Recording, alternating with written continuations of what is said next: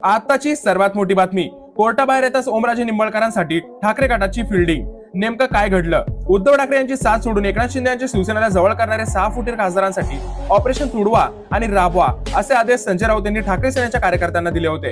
या ऑपरेशन तुडवाला खासदार ओमराजे निंबाळकर यांना सर्वप्रथम सामोरे जावं लागण्याची शक्यता आहे.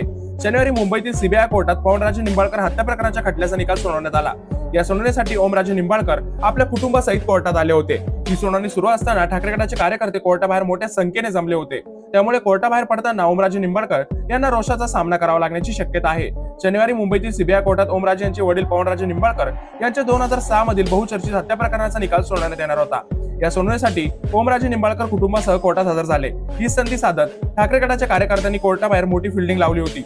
ओमराजे कोर्टाबाहेर पडताच त्यांना घेरण्याची आणि ऑपरेशन तुडवा अंतर्गत आक्रमक विरोध दर्शनाची कार्यकर्त्यांची तयारी होती. परंतु मुंबई पोलिसांनी प्रसंग सावधान राखत कोर्टाबाहेर चोख बंदोबस्त ठेवला होता. ठाकरे गटाचे कार्यकर्ते ओमराजेंना रोखण्यापूर्वी पोलिसांनी आंदोलक कार्यकर्त्यांची धरपकड सुरू केली. अनेकांना ताब्यात घेऊन वाहनातून दूर करून नेण्यात आले. त्यामुळे ठाकरे गटाचा हा प्रयत्न फसला आणि ऑपरेशन तुडवा तुर्तास अपयशी ठरलं. पण ओमराजे निंबाळकर यांच्यावर शिवसैनिक आणि ठाकरे गटाचा रोष असण्याची मुख्य कारणे म्हणजे उद्धव ठाकरे यांच्याशी एकनिष्ठ राहण्याचे आश्वासन देऊनही ऐन राजकीय पेचाच्या प्रसंगी ओमराजेंनी ठाकरे गटाची साथ सोडली. त्यांनी एकनाथ शिंदे यांच्या नेतृत्वाखालील शिवसेनेत प्रवेश केला, ज्याला कार्यकर्त्यांनी विश्वासघात मानले आहे.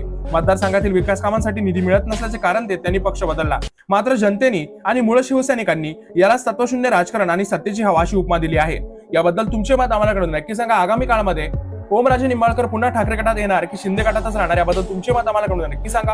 आणि अशाच व्हिडिओ रोज बघण्यासाठी आपल्या चॅनलला सबस्क्राईब करायला विसरू नका.